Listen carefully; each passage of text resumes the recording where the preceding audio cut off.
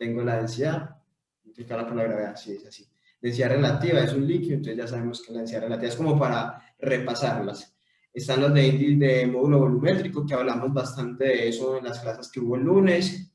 Aquí hay varios de módulo volumétrico, hay varios de gases, de los de gases, si se puede utilizar gas ideal. Si usted ve que la única forma de resolverlo es un gas ideal, se resuelve.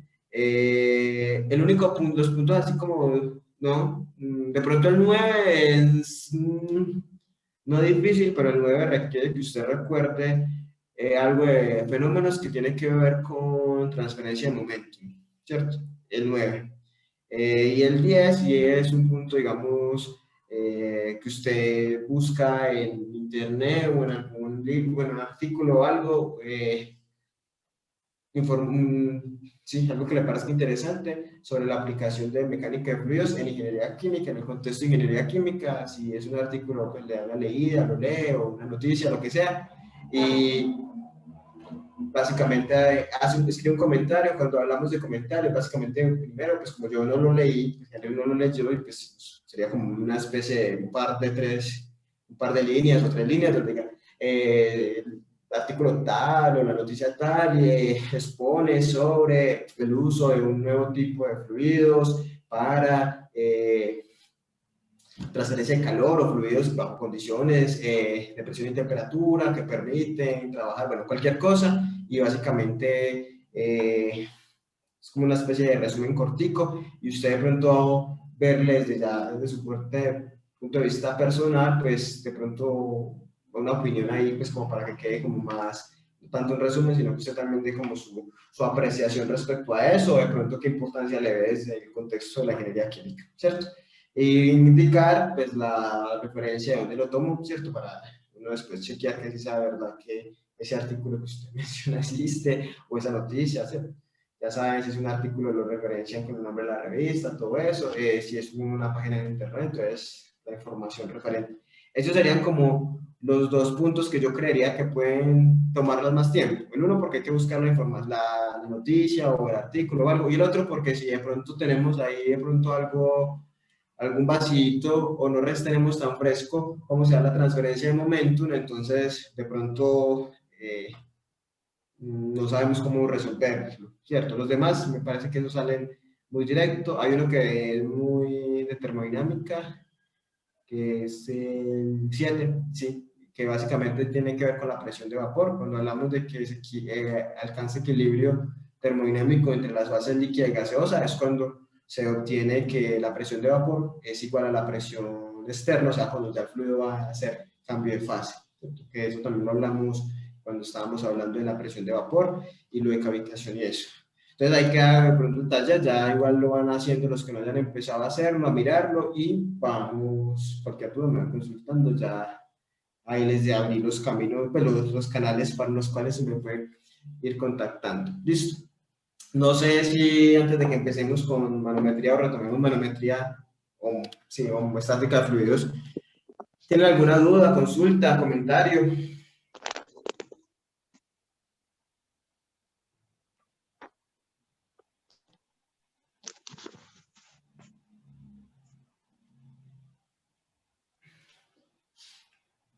No, bueno. Entonces, vamos a continuar. Bueno, entonces estábamos conversando la clase anterior, la clase del viernes, sobre estática de fluidos. Básicamente, estática de fluidos, ya sabemos que estudia fluidos en reposo, o sea, los fluidos no se están moviendo, ¿cierto?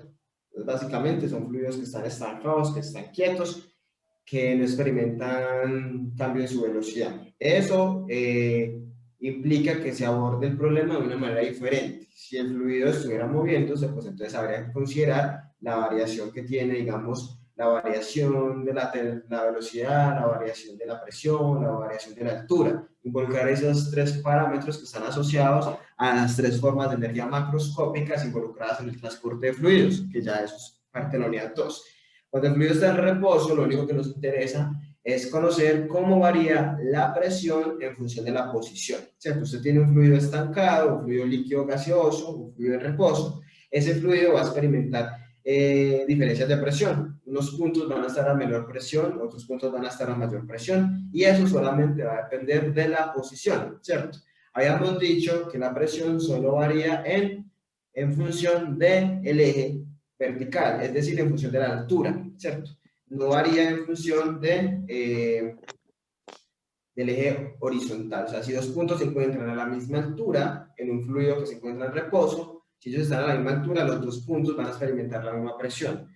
Si un fluido se encuentra más arriba o más abajo de otro, ese punto va a tener una presión mayor o menor dependiendo de dónde esté. Entre más arriba nos encontremos, menor es la presión, entre más abajo estemos, mayor va a ser. Lo vamos a asociar esa presión en función de la definición de presión que ustedes conocen de sus cursos de física, que la presión es la fuerza por unidad de área, ¿cierto?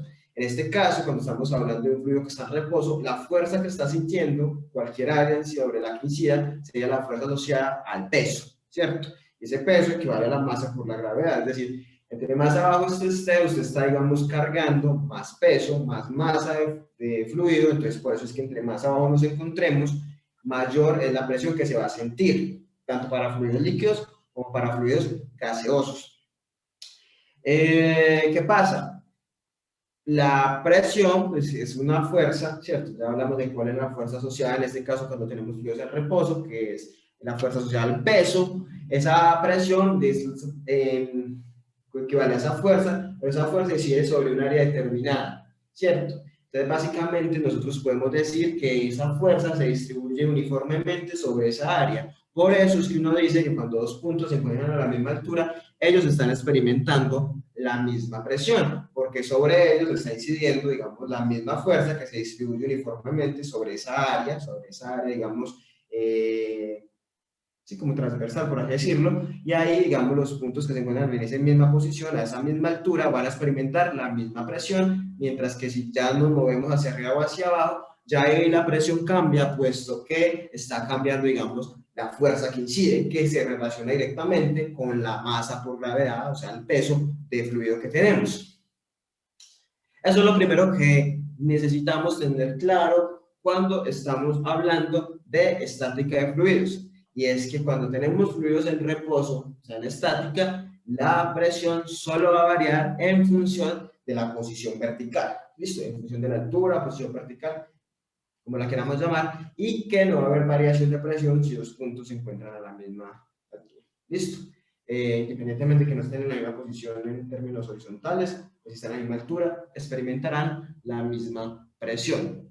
De ahí entonces surge una ecuación, ¿cierto? Que era la ecuación fundamental de la hidroestática o de la estática de fluidos, que básicamente relacionaba eso, relacionaba los cambios de presión con cambios de altura. Básicamente esa ecuación dice que dp, o sea, la variación de la presión con respecto a z, asumiendo que z corresponde al eje de altura, el eje vertical, que dp de z era igual a menos gamma, siendo gamma el peso específico del fluido, ¿cierto? Entonces, esa ecuación diferencial como tal es la ecuación general de la hidrostática, esa, digamos, es la que describe el comportamiento de la presión en función de la posición cuando tenemos fluidos en reposo, ¿cierto? ¿Se acuerdan que solo aplica para fluidos en reposo? ¿Qué pasa? Que necesitamos resolver, digamos, esa ecuación diferencial para poder obtener expresiones matemáticas que me permitan a mí entonces determinar la presión en un punto determinado, ¿cierto? Entonces, vimos que cuando tenemos fluidos cuya densidad no varía, o sea, fluidos incompresibles, o sea, que su densidad no varía con respecto a la presión, o por ejemplo, podemos asumir que los líquidos tienen ese comportamiento. Entonces, cuando hacemos esa suposición o bajo esa consideración de que tenemos un fluido con densidad constante, pues entonces si la densidad es constante, quiere decir que ese gamma, ese peso específico, no va a variar. El peso específico es una propiedad de los fluidos, ya sabemos que ese peso específico equivale al producto de la densidad por la gravedad. Y es susceptible a cambios de temperatura también, ¿cierto? Si usted cambia la temperatura de un gas, va a cambiar la densidad, entonces densidad por gravedad va a cambiar el peso específico, ¿cierto? Él va a cambiar el volumen, lo que sea. Entonces, básicamente, cuando asumimos de que no hay variación en la densidad, implícitamente ya estamos diciendo que gamma es constante, que el peso específico es constante, porque el peso específico es densidad por gravedad y gravedad es constante. Entonces, si decimos que la densidad es constante, ese gamma es constante, entonces esa ecuación diferencial se podría resolver muy fácilmente, que es la primera fórmula que teníamos ahí en las diapositivas, ¿cierto? Y básicamente esa es la que aplica para fluidos líquidos, que en la mayoría de casos vamos a ver que vamos a trabajar en estática con fluidos líquidos. Para el caso cuando teníamos fluidos cuya densidad no era constante o fluidos que son compresibles, perdón, o sea, que sí varía su densidad en función de la presión, como los gases, ahí ya teníamos que no puedo asumir que ese gamma es constante, porque la densidad sí varía, ¿cierto? Si es compresible, quiere decir que cambios en la presión van a modificar el volumen, al modificar el volumen, considerando que la densidad es la masa sobre el volumen, va a cambiar la densidad, entonces cambia la densidad, cambia el peso específico, entonces digamos no puedo asumir ese gamma como una constante, entonces ahí tengo que tener en cuenta ciertas condiciones. Básicamente lo primero que hicimos ahí, o lo primero que está ahí en esas fórmulas que están diapositivas es, bueno, si estamos asumiendo que la densidad varía, que es un fluido compresible, pues lo primero que consideramos, bueno, apliquémoslo, pues, se aplica para gases, ¿cierto? Entonces ahí ya tomamos, al asumir que estamos trabajando con gases, tomamos una herramienta, o hacemos uso de una herramienta que conocemos muy bien y que hemos usado desde el colegio, que es la ecuación de gas ideal, y podemos expresar la densidad en términos de presión, temperatura, ¿cierto? Dependiendo con la misma ecuación de gas ideal, pues nos va a quedar la densidad en función de la presión, la temperatura, la constante de los gases, eso. En ese caso, entonces podemos, digamos, representar de cierta forma la densidad en función de esas variables y resolver la ecuación diferencial bajo dos